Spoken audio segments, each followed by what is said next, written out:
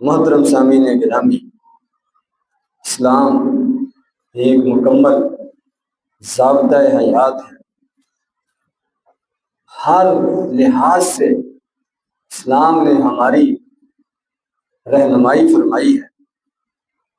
تو اسلام کی تعلیمات میں سے حقوق العباد، بندوں کے حقوق، لوگوں کے حقوق، ان کا خیال رکھنا اسلام کی تعلیمات میں سے یہ بھی ایک تعلیم ہے۔ تو ہمارا دین جہاں ہمیں عبادت کا حکم دیتا ہے، نماز روزے کا حکم دیتا ہے، توحید کا حکم دیتا ہے، ایک اللہ کی عبادت کا حکم دیتا ہے، اس کے ساتھ ساتھ لوگوں کے بارے میں حسن سلوک اور دوسروں کے حقوق کا خیال رکھنا، اپنے اندر اچھی صفات پیدا کرنا، اچھا اخلاق اپنانا، یہ بھی ہمارا دین ہمیں تعلیم دیتا ہے۔ اسی حوالے سے آج کے خطبہ کے اندر آپ کے سامنے چند ایک باتیں رکھنا چاہتا ہوں، تاکہ ہم اس حوالے سے کوئی اگر کمی کوتاہی ہے اس کو دور کریں، اس کی اصلاح کریں اور اپنے اندر بہتری پیدا کرنے کی کوشش کریں۔ قرآن مجید کے اندر سورۃ النساء میں آیت نمبر 36 کے اندر اللہ تبارک و تعالیٰ کا فرمان ہے، وَاعْبُدُوا اللَّهَ وَلَا تُشْرِكُوا بِهِ شَيْئًا، کہ اللہ کی عبادت کرو اور اس کے ساتھ کسی کو شریک نہ کرو۔ تو یہ اللہ تبارک و تعالیٰ کی توحید کا، اللہ تبارک و تعالیٰ کی عبادت کا حکم ہے، اور شرک سے بچنے کا حکم ہے۔ تو اس کے ساتھ ہی اللہ تبارک و تعالیٰ نے فرمایا وَبِالْوَالِدَيْنِ إِحْسَانًا، کہ والدین کے ساتھ حسن سلوک کرو۔ اللہ تبارک و تعالیٰ نے اپنی عبادت کا حکم دینے کے بعد، شرک سے بچنے کا حکم دینے کے بعد، حقوق العباد کا ذکر کیا، اور حقوق العباد میں بھی سب سے پہلے والدین کا ذکر کیا، اور اسی طرح پھر آگے مزید معاشرے کے اندر جو افراد ہیں جن کے ساتھ آدمی کا تعلق واسطہ ہے ان کا ذکر ہے۔ تو فرمایا وَبِالْوَالِدَيْنِ إِحْسَانًا، والدین کے ساتھ حسن سلوک کرو، والدین کے ساتھ نیکی سے پیش آؤ۔ بخاری مسلم کی روایت ہے، ایک صحابی نے نبی کریم صلی اللہ علیہ وسلم سے سوال کیا، من احق الناس بحسن صحابتی، کہ میرے حسن سلوک کا سب سے زیادہ حقدار کون ہے، جس کے ساتھ میں اچھے طریقے سے رہوں، اس کا خیال رکھوں، سب سے زیادہ حق کس کا ہے؟ تو نبی کریم صلی اللہ علیہ وسلم نے فرمایا امو کا، تمہاری والدہ، تمہاری ماں۔ اس نے دوبارہ سوال کیا، پھر آپ نے امو کا، اس نے پھر تیسری بار سوال کیا، پھر آپ نے فرمایا امو کا۔ 3 دفعہ اس کے سوال کا جواب دینے کے بعد اس نے پھر سوال کیا تو آپ نے فرمایا ابو کا۔ اس کے بعد ہمارے والد ہیں، ان کا حق ہے کہ تم ان کے ساتھ حسن سلوک سے پیش آؤ۔ اس حدیث میں بخاری مسلم کے والد اور والدہ، ماں باپ دونوں کو سب سے زیادہ حقدار قرار دیا ہے احسان کا اور حسن سلوک کا۔ ترمذی شریف کی ایک روایت، نبی کریم صلی اللہ علیہ وسلم نے فرمایا رضا اللہ فی رضا الوالد وسخط اللہ فی سخط الوالد، کہ اللہ کی رضا یہ والد کی رضامندی میں، اور اللہ تبارک و تعالیٰ کی ناراضگی یہ والد کی ناراضگی میں۔ اس حدیث میں والد کا مقام اور مرتبہ، اس کا حق یہ بیان کیا ہے کہ میں اس کو راضی رکھنا لازمی ہے۔ اس کو راضی رکھو گے تو تمہارا رب بھی تم سے راضی رہے۔ اور والد کو ناراض کرنا یہ حرام ہے، منع ہے۔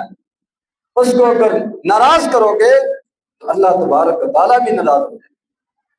یعنی اگر اللہ تبارک و تعالیٰ کی رضا چاہتے ہو اپنے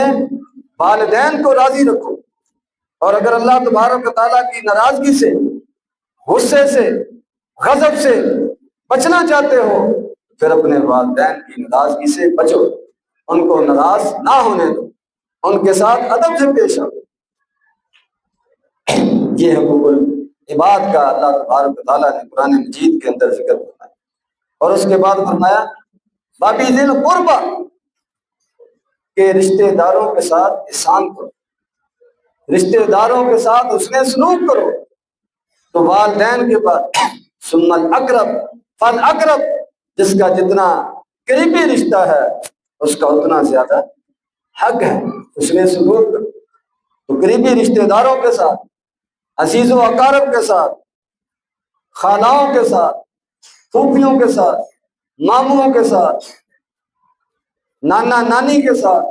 دادا دادی کے ساتھ، ان سب رشتوں کے ساتھ اللہ تبارک و تعالیٰ نے حسن سلوک کا حکم دیا، احسان کرنے کا حکم دیا۔ بخاری مسلم کی روایت ہے، نبی کریم صلی اللہ علیہ وسلم نے فرمایا من احب ان یبسط له فی رزقہ وینسأ له فی اثرہ فلیصل رحمہ، کہ جو آدمی یہ پسند کرتا ہے، جس کو یہ پسند ہے کہ اس کا رزق وسیع کر دیا جائے، اس کے رزق کے اندر برکت پیدا ہو جائے، اس کو کھلا رزق ملے، اور اس کا اثر نشان قدم یہ دیر تک رہے، یعنی اس کا تذکرہ خیر دیر تک رہے، اور اس کی عمر اس کے اندر برکت ہو، میں فلیصل رحمہ، وہ اپنے رشتوں کو ملائے، رشتہ داروں کے حقوق کا خیال رکھے، رشتہ داروں کے ساتھ حسن سلوک سے پیش آئے۔ اس کے نبی کریم صلی اللہ علیہ وسلم نے دو فائدے بڑے بڑے ذکر کیے کہ رشتہ داروں کے ساتھ حسن سلوک کرنے سے رزق میں برکت ہوتی ہے اور عمر میں برکت ہوتی ہے، ذکر خیر یہ باقی رہتا ہے تا دیر۔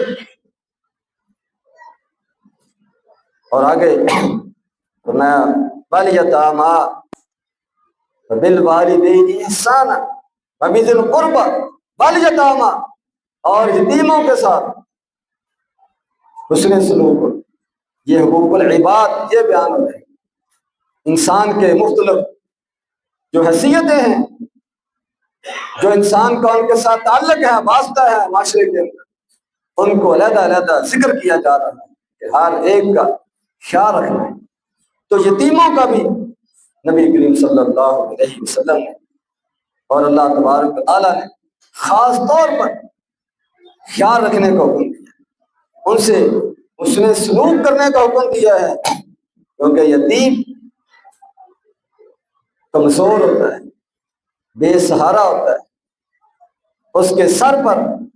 اس کے والد کا سایہ نہیں رہتا۔ اب اس کو ضرورت ہے کہ اس کی صحیح طریقے سے پرورش کی جائے، اس کی صحیح تربیت کی جائے، اس کی حفاظت کی جائے۔ تو خاص طور پر یتیموں کا نام لے کر کہ معاشرے کے اندر یہ لاوارث نہ رہے اور بگاڑ اور خرابی کا شکار نہ ہو جائیں، خاص طور پر اس کا حکم دیا گیا ہے۔ اور نبی کریم صلی اللہ علیہ وسلم کا فرمان ہے بخاری شریف کے اندر، انا وکافل الیتیم فی الجنۃ ہکذا، نبی کریم صلی اللہ علیہ وسلم نے اپنی دو انگلیوں کو جوڑ کر اشارہ کر کے ارشاد فرمایا کہ میں اور یتیم کی کفالت کرنے والا، یتیم کی پرورش کرنے والا، یتیم کا خیال رکھنے والا، میں کہ جنت میں اس طرح ہو، دو انگلیوں کا اشارہ کیا، یعنی قریب قریب ہو، اس کو میرا پڑوس نصیب ہو۔ کتنی بڑی جزا ہے، کتنا بڑا بدلہ ہے، انعام ہے اس ذمہ داری کو ادا کرنے کا، تو یہ اسلام کی طرح، تو اسلام ایک جامع اور کامل دین ہے جو زندگی کے ہر پہلو کا وہ خیال رکھتا ہے، اور کوئی جانب اس نے ادھوری نہیں چھوڑی، تشنا نہیں چھوڑی۔ اور آگے فرمایا والمساکین، اور مسکینوں کے ساتھ اس نے سلوک کیا۔ مسکین، غریب، محتاج، جو کما نہیں سکتا، کمانے کے قابل نہیں ہے، معذور ہے، اور اس کا کوئی ذریعہ آمدن نہیں، تو وہ اپنی ضروریات پوری نہیں کر سکتا، اس کا گزارا نہیں ہوتا، کھانا اس کے لیے مشکل ہے، تو خاص طور پر اللہ تبارک و تعالیٰ نے اور نبی کریم صلی اللہ علیہ وسلم نے معاشرے کے ایسے افراد کا خیال رکھنے کا حکم دیا۔ یہ اسلام کی سنہری تعلیمات ہیں کہ کسی کو لاوارث نہ چھوڑا جائے۔ اللہ تبارک و تعالیٰ نے لوگوں میں سے بہت سے لوگوں کو بہت زیادہ مال و دولت سے نوازا ہوتا ہے، وہ اگر قرآن کے اس حکم پر عمل کرتے ہوئے ضرورت مندوں کا خیال رکھیں، مساکین کا، فقراء کا خیال رکھیں، تو ان کو کوئی فرق نہیں پڑتا، اور معاشرے کے یہ افراد اپنی زندگی اچھے طریقے سے گزار سکتے ہیں۔ یہ خاص طور پر اللہ تبارک و تعالیٰ نے مساکین کا نام لے کر ان کا خیال رکھنے کا حکم دیا، اور آگے فرمایا والجار ذی القربى والجار الجنب والصاحب بالجنب، میں کہ جن کے ساتھ ہم نے حسن سلوک کرنا ہے ان میں سے ایک وہ پڑوسی جو قریبی ہے، ساتھ والا پڑوسی یا رشتہ دار پڑوسی، اس کا خیال رکھنا ہے۔ والجار الجنب، اجنبی پڑوسی یا دور والا پڑوسی، اس کا خیال رکھنا، یعنی پڑوسی قریبی ہو یا دور والا ہو، دونوں کے خیال رکھنے کا حکم دیا۔ بس صاحب بالجنب، اور وہ جو تمہارا ساتھ بیٹھنے والا ساتھی ہے، کسی جگہ پر تمہارے ساتھ رہنے والا ہے، کسی دفتر میں، ادارے میں تمہارے ساتھ کام کرنے والا ہے، عارضی طور پر وہ تمہارے ساتھ، تم اس کے ساتھ رہ رہے ہو، میں اس کا بھی خیال رکھوں، اس سے بھی حسن سلوک سے پیش آنا۔ نبی کریم صلی اللہ علیہ وسلم نے فرمایا کہ وہ آدمی مومن نہیں ہے، وہ آدمی مومن نہیں ہے، لا یؤمن، وہ آدمی مومن نہیں ہے۔ صحابہ کرام نے پوچھا آپ کس کی بات کر رہے ہیں، کس کے ایمان کی نفی کر رہے ہیں؟ فرمایا الذی لا یأمن جارہ بوائقہ، کہ وہ آدمی جس سے اس کا پڑوسی تنگ ہو، پریشان ہو،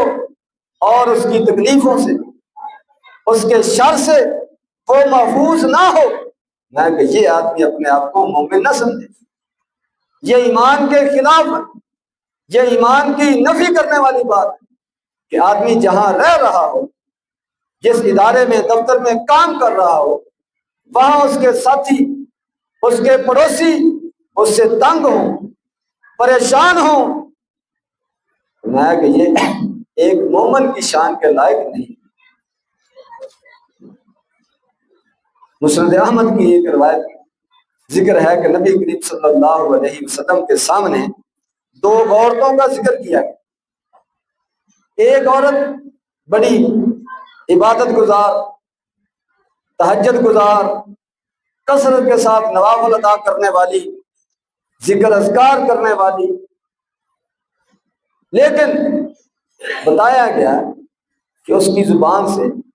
اس کے رویوں سے، اس کے سلوک سے اس کے پڑوسی تنگ ہیں، پڑوسی پریشان ہیں، تو فرمایا یہ عورت جہنمی ہے۔ اندازہ لگا کہ ساری باتیں یہ رائے گاہ چلی جاتی ہیں اگر آدمی وہ دوسروں کے، ہمسایوں کے، رشتہ داروں کے حقوق کا خیال نہ رکھے اور وہ ان سے تنگ اور پریشان ہو، یہ ساری عبادات کو ضائع کرنے والا عمل۔ اور دوسری عورت کا ذکر کیا گیا جس کی عبادت تو اتنی زیادہ نہیں ہے، نوافل تہجد تو اتنی زیادہ نہیں ہے، ذکر اذکار تو اتنا زیادہ نہیں ہے، لیکن وہ اپنی زبان سے، اپنے ہاتھ سے، اپنے برتاؤ سلوک سے کسی کو تنگ نہیں کرتے،